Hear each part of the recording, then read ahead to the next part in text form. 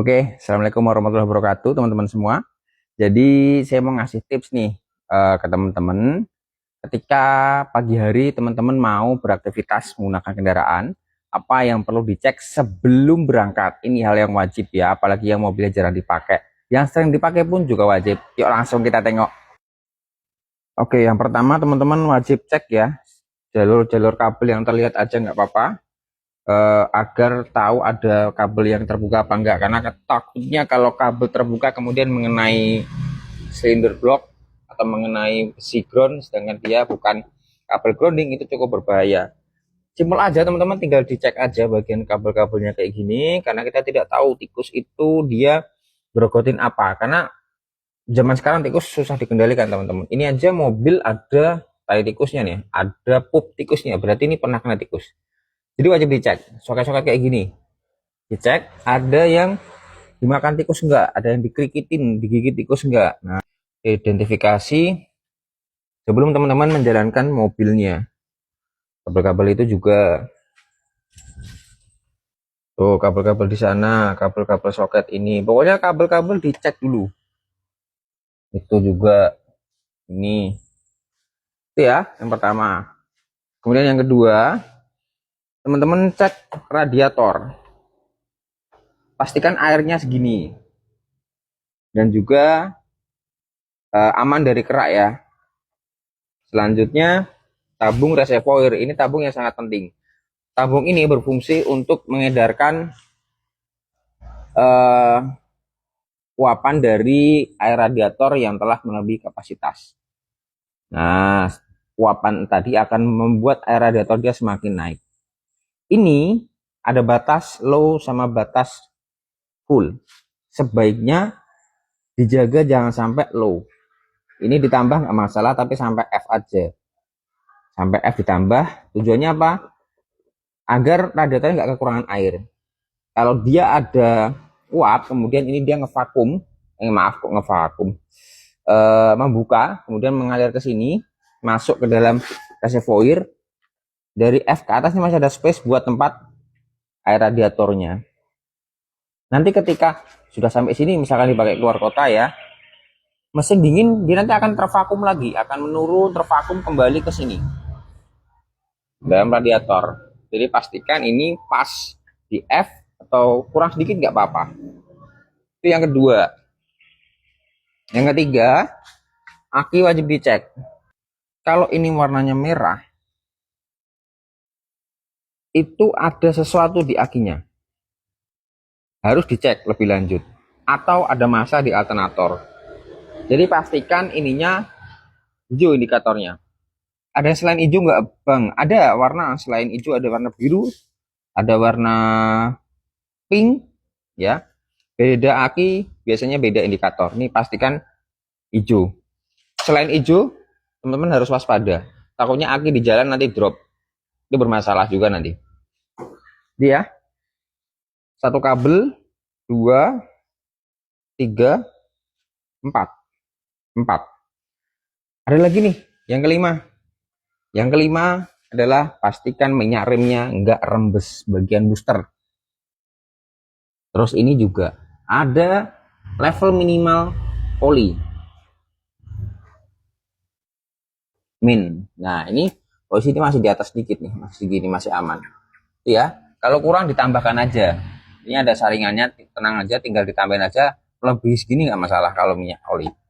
Ya jangan sampai di bawah minus. Ya 5 yang harus dicek sebelum teman-teman jalankan kendaraannya. Ada lagi nggak bang? Ada lagi keenam. Pastikan olinya sesuai kapasitas. Nah, tarik dipstick oli. Nah, ini kan dipstick oli masih kotor semua nih. Ini kita lap dulu pakai tisu. Bentar ya. Oke, ambil tisu, kemudian teteskan di tisu.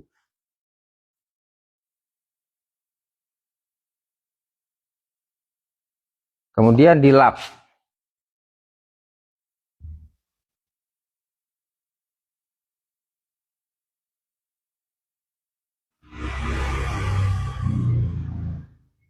Setelah itu, teman-teman masukin lagi ke sini. Lelah. Nah, Ini ditunggu beberapa detik lah, menit aja nih, jangan detik terlalu cepat kayaknya. Nanti kita cek lebih lanjut lagi. Ini namanya blood test. Jadi ngetes kondisi oli masih oke apa enggak. Nah, lanjut ke tadi ya. Lipstick yang udah kita buka tadi, udah kita bersihkan, kita angkat. Nah, di sini ada indikator oli, teman-teman. Tuh. Nah, ini dia. Ada dua indikator oli. Ada titik di sini. Oke, titik atas sama titik bawah. Titik atas itu menandakan bahwa oli telah mencapai maksimal. Titik bawah, oli mencapai batas bawah. Jangan sampai titiknya ada di bawah sini. Ini saya kasih cahaya nih ya buat indikatornya. Jangan sampai di bawah sini. Usahakan di atas sini, di antara ini. Better di sini. Kalau di tengah sini boleh nggak? Boleh. Better di sini. Nah, titik kedua ini ya, atas. Jangan sampai berkurang olinya. Oke, tadi yang keenam ya. Yang keenam. Lanjutan yang keenam masih ada nih teman-teman, yaitu cek olinya. Ini kita bisa melihat bahwa olinya masih bersih. Karena apa? Setelah kita tunggu beberapa menit, ini tidak ada partikuler yang menempel di sini. Ini bening. Nah, yang ini kebanyakan kita soalnya. Nah, ini masih oke olinya. Ya, nggak ada partikuler yang terlalu banyak. Kalau ada sih pasti ada, apalagi kalau diesel ya. Itu nanti lebih banyak lagi. Untuk diesel beda lagi caranya. Gitu ya. 6. Saya review lagi. Yang bagian mesin ini harus dicek apa? 1. Kabel-kabel. 2. Cek kapasitas air radiator. Sama, lupa tadi, sorry, tambahan lagi. Radiator kapasitasnya harus sampai atas airnya. Kemudian ini tutupnya juga masih oke harusnya. Jangan seperti yang video saya sampaikan ini. Jangan sampai kayak gini. Kalau kayak gini wajib beli. Baru murah kok, cuma 50.000. Oke, 1, 2, 3, kondisi aki pastikan indikatornya oke. 3, kemudian 4, pastikan minyak rem tidak minim kondisi olinya. Kapasitasnya jangan sampai minim. Ya. Kemudian yang keenam, kapasitas oli pastikan bagus. Oke, 6 poin yang ada di mesin, teman-teman harus cek sebelum jalan. Yang ketujuh, terakhir, kita masuk ke dashboard. Ini ada speedometer, ada ampere, astagfirullahaladzim kok ampere, RPM meter.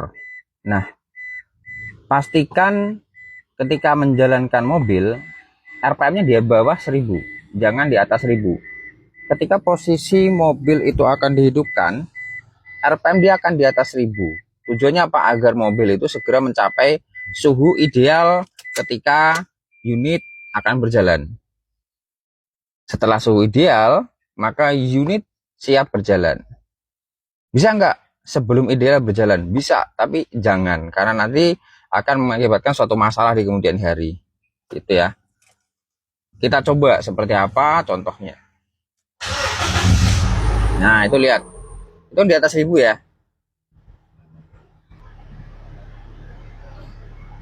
Nah, itu masih 1000, sekitar 1100 lah. Belum 1000 tuh, sorry.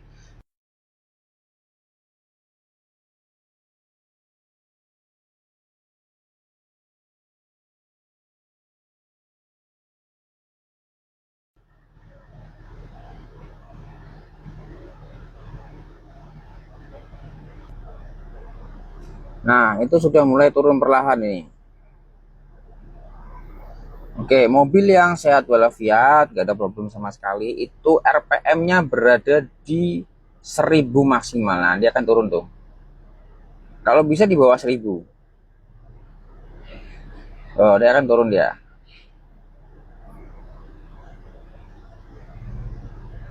Nah, masih turun lagi tuh.